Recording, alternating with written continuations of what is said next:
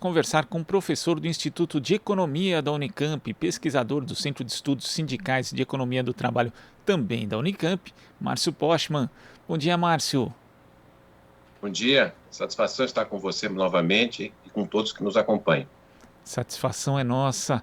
Márcio, na semana passada, o ex-presidente Lula, numa palestra feita no Instituto de Estudos Políticos de Paris, uma das instituições ali mais respeitadas do mundo nessa área de ciência política e social, propôs a criação de um imposto global sobre transações financeiras internacionais que teria ali como destino, como destinação seus recursos, erradicar a pobreza no planeta. Como é que você viu essa proposta e como seria, na sua concepção, esse imposto global, Márcio? Bom, podemos começar dizendo que o ex-presidente Lula retomou um tema de 18 anos atrás, quando, pela primeira vez, em 2003, teve a oportunidade de participar do então Fórum Econômico Mundial, em Davos. E lá ele apresentou uma proposta que dizia respeito à defesa da paz e ao combate à miséria, que naquele início do século XXI se manifestava de forma muito contundente. Infelizmente, esses 18 anos não resultaram de forma concreta em ações que permitissem enfrentar o problema da pobreza e da desigualdade no mundo.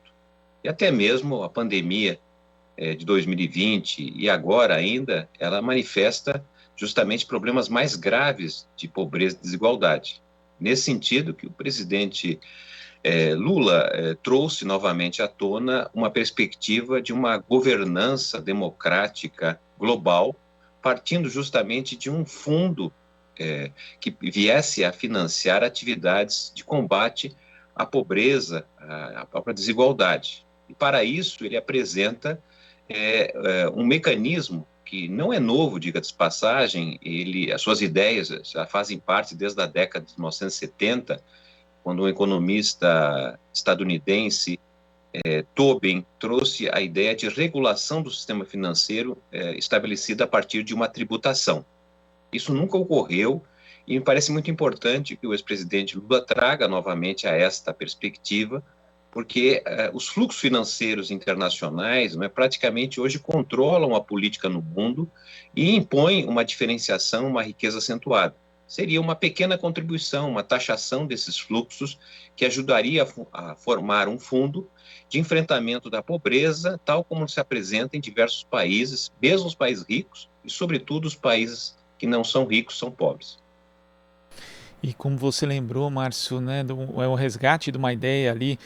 Você falou da participação do ex-presidente Lula em 2002 no Fórum 2003 ou 2002 no Fórum Econômico Mundial. Ele também participou do Fórum Social Mundial naquele ano, participou dos dois eventos, e sempre nas edições do Fórum Social Mundial essa era uma discussão bastante presente, a taxa Tobin, porque a ideia é que mesmo que fosse aplicado ali um imposto muito baixo, ele acabaria freando os fluxos especulativos de curto prazo em especial. E ali, depois da crise de 2008 e 2009, muito se falou a respeito da implantação de algo parecido com a taxa Tobin. Por que essa ideia não vingou, Márcio? Onde estão as principais resistências em relação à implementação desse tributo?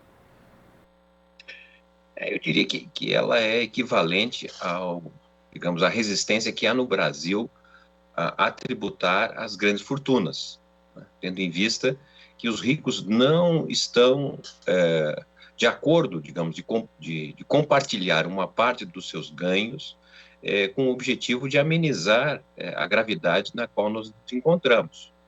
Eu penso que há um diferencial no presente momento que diz respeito, inclusive, a um acordo que foi feito no âmbito do G7, que são os 7 países mais ricos, neste ano, até em função de uma iniciativa do presidente Biden dos Estados Unidos, de estabelecer uma taxa de 15% sobre o lucro das grandes corporações transnacionais. Isso estaria alinhavado para o ano de 2023 começar a ser arrecadado esse recurso. Inclusive que se estima alguma coisa em torno de 140 bilhões de dólares, e que seria distribuído de acordo com a presença dessas corporações em diversos países. que daria, inclusive, ao Brasil, nessa estimativa, cerca de 6 bilhões de reais, né? Então, me parece que agora começa a ter, então, algo mais concreto, porque a pandemia do ano passado e neste demonstrou justamente a incapacidade dos governos tributar localmente, e por isso que essa conexão global, né, as transações financeiras e, ao mesmo tempo, a lucratividade das corporações parece dar mais concretude e talvez resistir a pressão que essas grandes empresas e bancos fazem para impedir qualquer tributação. É nesse sentido que me parece o discurso do ex-presidente Lula, na semana passada, na França, deixa muito claro que uma governança global, democrática, passa justamente pela tributação daqueles que mais resultados positivos e lucrativos têm tido nos últimos anos. Então, acho que há uma convergência que se forma e o presidente Lula deu essa demonstração da sua convicção e sua identidade com os problemas sociais no mundo. Você bem lembrou, inclusive, que no Fórum Econômico Mundial ele fez essa exposição defendendo um pacto pela paz e pelo combate à pobreza, mas também ele havia feito esse mesmo discurso, digamos assim, no Fórum Social de Porto Alegre. Então, é alguém, não é, uma personalidade, uma liderança que se demonstra internacional, comprometida com questões sociais graves do nosso tempo. Agora, esse acordo, inclusive, que você mencionou, Márcio, no âmbito do G20, é uma tarifa que seria cobrada de empresas com receita anual superior a 750 mil euros, mas ela diz respeito ao lucro, né? A proposta do ex-presidente Lula, inclusive, ela é um passo adiante, porque seria um imposto sobre o faturamento. Então, é bom que esse tipo de discussão esteja no âmbito dos fóruns internacionais, porque é necessário avançar com essa pauta, Márcio. Não há dúvida, veja, a própria gestão da pandemia no ano passado e neste, né, mostrou uma espécie de divisão, né? Os países ocidentais tiveram grande dificuldade de enfrentar a pandemia de uma forma mais precisa, de tal forma que a quantidade de contaminados e mortos, né, foi muito maior no Ocidente, mesmo não tendo a maior população do mundo. Nós tivemos, inclusive, ações individuais, disputa entre países por acesso a vacinas. Quando a gente olha a experiência do Oriente, pelo menos em alguns países no Oriente, se percebe uma ação mais efetiva, utilizando mais inteligência, especialmente inteligência artificial, para poder coibir de imediato onde haveria o foco de contaminação. Eu acho que, nesse sentido, há uma perspectiva nova do ponto de vista de construção de uma governança global, né, que supere algo que foi muito importante, que foi a construção das Nações Unidas pós-1945, pós-Segunda Grande Guerra Mundial, mas hoje nós estamos diante de um cenário mais amplo, mais complexo, e, nesse sentido, pensar o financiamento do combate à pobreza, taxando os fluxos financeiros, as grandes corporações, também requeriria uma reestruturação, eu diria assim, das instituições que dizem respeito à governança do mundo, dado essa realidade a qual nós estamos inseridos. Agora, recentemente nós tivemos aí voltando à tona a discussão das offshores, né, que são instituições que são usadas por pessoas jurídicas e também por pessoas físicas, no caso aqui no Brasil, por exemplo, pelo ministro Paulo Guedes e também pelo presidente do Banco Central, muitas vezes de forma legal, aproveitando brechas da legislação para não pagar impostos e muitas vezes também de forma ilegal. Esse tipo de taxação poderia coibir também esse circuito internacional de dinheiro que acaba não pagando imposto nos países, ou seja, poderia haver um ganho duplo, Márcio, a tributação em si, mas também o fato de que acabaria coibindo que esse dinheiro circulasse internacionalmente e também acabaria pagando o outro imposto em cada país de origem? De fato, nós temos um ambiente de desregulação financeira, né, o que facilita, em grande medida, grupos econômicos e financeiros desviarem-se da tributação local, nacional. E esse fato concreto de depósitos de recursos chamados paraísos fiscais, né, permitem justamente que os mais ricos sejam aqueles que menos impostos paguem. Então, a tributação, a taxação, ela teria esse papel de buscar uma regulação, uma equivalência, digamos assim, de tributos entre os ricos e não ricos, né? E, ao mesmo tempo, permitiria formar um fundo para atuar em questões concretas, que é realmente o problema da pobreza, da miséria, né? Quantidade de países que ficaram sem condições de atender de uma cobertura mais ampla a vacinação, até mesmo a questão climática, que é outro problema, que, de certa maneira, está na raiz da própria pandemia que atual vivemos, né? Então, é necessário recursos, e esses recursos poderiam ser, de fato, capturados em taxações que não dizem respeito ao nacional, mas sim para onde esses recursos, os fluxos financeiros, estariam sendo direcionados. Então, me parece uma medida adequada, necessária, porque o mundo tal qual nos encontramos não poderia permitir, não é, esses vazamentos de recursos sem serem tributados.